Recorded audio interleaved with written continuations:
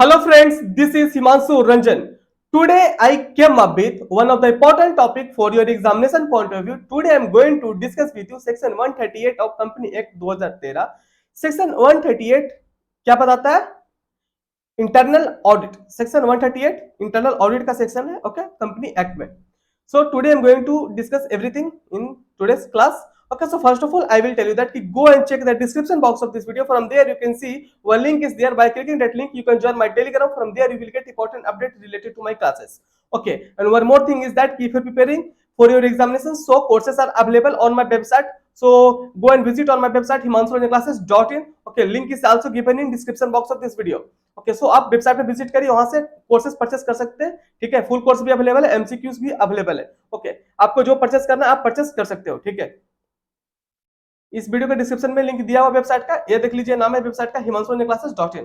Okay, so आप इस video के डिस्क्रिप्शन में भी जाकर के लिंक क्लिक करके वेबसाइट पे विजिट कर सकते हो. ठीक है, today I am going to discuss with you section 138 internal audit. Internal audit is very very very important for your examination point of view. So today I am going to discuss with you everything related to this sections. Okay, जैसे देखिए, internal audit क्यों कराया जाता है? Internal audit कराया जाता है company में इंटरनल कंट्रोल को सही करने के लिए. ठीक है, तो इंटरनल ऑडिटर जो यहाँ पे अपॉइंट होते हैं वो करते क्या है? ठीक है, वो करते हैं जितना भी जो कंपनी का फंक्शन चलता है, जितना भी प्रोडक्शन है, अगर प्रोडक्शन यूनिट वाला है, प्रोडक्शन करता है कंपनी, तो उसका क्या क्या प्रोडक्शन में आ रहा है, कितना रॉ मटेरियल आ रहा है. ठीक है, रॉ मटेरियल तो आ रहा है तो उसका क्या रेट से आ रहा है. ठीक है, तो ये सब भी इंटरनल ऑडिटर का काम होता है कि वो चेक करता है कि कितना रेट से वो मंगा रहा है. ठीक है, और वो कितना रेट वो लिख रहा है. ठीक है, वो अपने बुक्स ऑफ अकाउंट्स में वो कितना रेट लिख रहा है. सो एवरीथिंग चेकिंग करता है इंटरनल ऑडिटर. ठीक है, इंटरनल ऑडिटर का चेक, इंटरनल ऑडिटर हर कुछ चेक करता है, जो भी मैनेजमेंट में काम चल रहा है सारा कुछ चेक करता है. ठीक है, जैसे मैं आपको रियल लाइफ एग्जांपल में बताता हूं. ठीक है, मैं काम किया हूं as an internal auditor Western Coalfield Limited में. ठीक है, जो कि सब्सिडियरी है कोल इंडिया लिमिटेड का. ओके, सो मैं बताता हूं कि मैं वहां पे एज ए टीम लीड काम किया था वेस्टर्न कोलफील्ड लिमिटेड में. ठीक है, कोल इंडिया में. ठीक है, तो कोल इंडिया का सब्सिडियरी है WCL, तो वहां पे मैं काम किया था. तो मैं बताता हूं कि जैसे देखिए, वो एक वहां कोल मतलब वेस्टर्न कोलफील्ड WCL, वहां पे क्या होता है, कोयल निकलता है. ठीक है, कोयला. ठीक है, तो वहां पे क्या होता है कि हम लोग, जैसे मैं रियल लाइफ एग्जांपल से मेरा जो एक्सपीरियंस रहा है उससे मैं आपको बता, इस टॉपिक को मैं अच्छा से एक्सप्लेन करना आपको चाह रहा हूं. ठीक है, इसलिए क्या होता है इंटरनल ऑडिट, क्या होता है ना कि यहाँ पे क्या होता है कि जो सपोज दैट यहाँ पे जिस मंथ में कोयला निकला. ठीक है, इस दिस ईयर अगर कोयला इस मंथ में इतना निकला, अगर प्रीवियस साल में, पिछले साल अगर जितना भी निकला था और इस साल अगर इतना निकला है, तो बीच में जो डेविएशन आ रहा है वो इतना डेविएशन क्यों आ रहा है. ठीक है, सपोज दैट इसी चीज को आप अगर प्रोडक्शन वाले कंपनी है उससे आप रिलेट करिए. किसी भी कंपनी का अगर प्रोडक्शन इस साल इतना प्रोडक्शन, अब पिछले साल कुछ और प्रोडक्शन था, तो डेविएशन क्यों हुआ? तो दिस आर द थिंग्स जो इंटरनल ऑडिटर होता है वो चेक करते हैं कि ये डेविएशन हो क्यों रहा है. ठीक है, सो ये सब चीजें चेक करते हैं. ठीक है, और ये भी चेक करते हैं, जैसे देखिए बहुत सारे कंपनी में तो नॉर्मल सा चीज है कि मशीनरी यूज किया जाता है. ठीक है, मशीनरी यूज किया जाता है, तो जब मशीनरी जब यूज करते हैं कंपनी वाले, तो मशीनरी जब यूज करते हैं तो ये देखते हैं कि जो मशीनरी है तो क्या उसका एक यूजफुल लाइफ होता है ना, हर एक मशीन का एक यूजफुल लाइफ होता है. तो क्या मशीन को कितने लाख तक यूज कर रहा है, उसका यूजफुल लाइफ, सपोज दैट कुछ भी होता है ना यूजफुल लाइफ, उससे ज्यादा तो नहीं चला रहा है ना, उससे ज्यादा तो नहीं चला रहा है. अगर उससे ज्यादा चला भी रहा है तो क्या वो रिपेयर मेंटेनेंस जो भी चाहिए उसको सही से करवा रहा है कि नहीं करवा रहा है? अगर नहीं करवाएगा तो हो सकता है ना कि कुछ मतलब अगर डैमेज हो जाए, वो मशीन अगर डैमेज हो जाए तो हो सकता है कि नुकसान पहुंचा सकता है जो भी वहां पे लोग काम करेंगे. ठीक है, आप समझ सकते हो. तो these are the things. Internal auditor का बहुत बड़ा स्कोप होता है, जो भी काम चलता है एक कंपनी में तो सारा कुछ इंटरनल ऑडिटर चेक करते हैं. ठीक है, जैसे कि आपको पता होगा कि कंपनी में ऑडिट बहुत तरीका का होता है. इंटरनल ऑडिट होता है, स्टैट ऑडिट होता है, कॉस्ट ऑडिट होता है. जैसे इंटरनल ऑडिट है, इंटरनल ऑडिट एक इंटरनल कंट्रोल को चेकिंग करने के लिए इंटरनल ऑडिटर को अपॉइंट किया जाता है, इंटरनल ऑडिट करते हैं.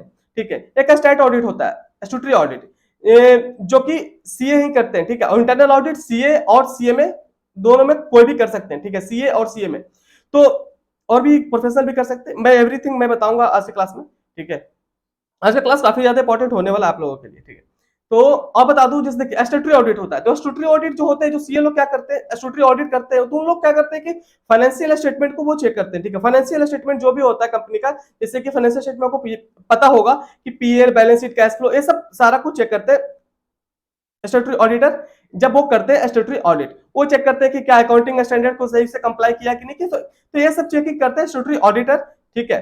तो और एक और होता है cost audit. Cost audit, cost audit कौन करते हैं? Cost audit, cost audit CMA वाले करते हैं, सीएमए करते हैं, ठीक है। सीएमए जो भी है, ठीक है, सीएमए कॉस्ट ऑडिट करते हैं, ठीक है। जैसे कि हम लोग सीएमए हैं, ठीक है, हम सीएमए हैं तो हम कॉस्ट ऑडिट कर सकते हैं, ठीक है।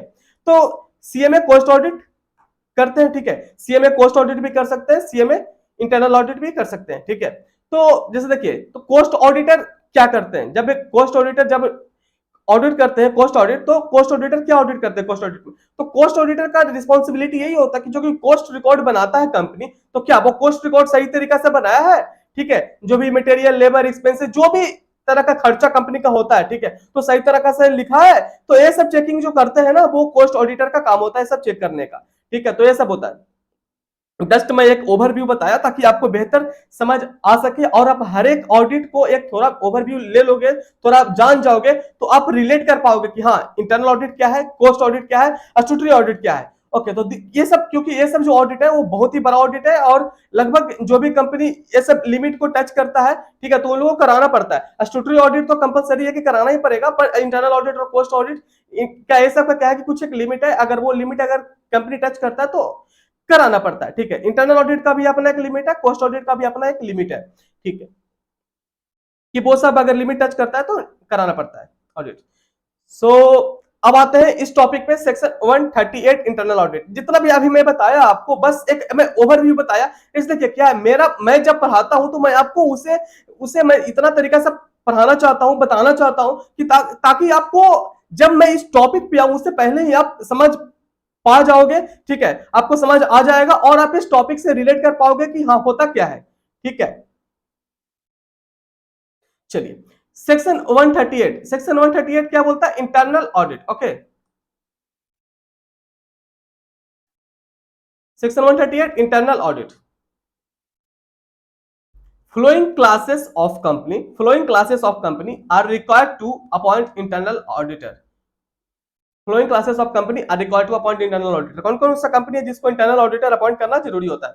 जैसे देखिए, जो भी लिस्टेड कंपनी है, तो लिस्टेड कंपनी को तो कंपलसरी है तो उनको इंटरनल ऑडिटर अपॉइंट करना कंपलसरी होता है। जो भी लिस्टेड कंपनी है ना, उसको इंटरनल ऑडिटर अपॉइंट करना कंपलसरी होता है, ठीक है। और देखिए उसके बाद क्या लिखा? Public company. Public company means यहाँ पे अनलिस्टेड पब्लिक कंपनी। देखिए बहुत सारा पब्लिक कंपनी होता है जो कि लिस्टेड है, तो लिस्टेड अगर है तो उसको तो कंपलसरी है कि इंटरनल ऑडिट कराना पड़ेगा, ठीक है। और जो पब्लिक कंपनी है पर वो अनलिस्टेड है, ओके, आप यहाँ पे लिख लो, ठीक है,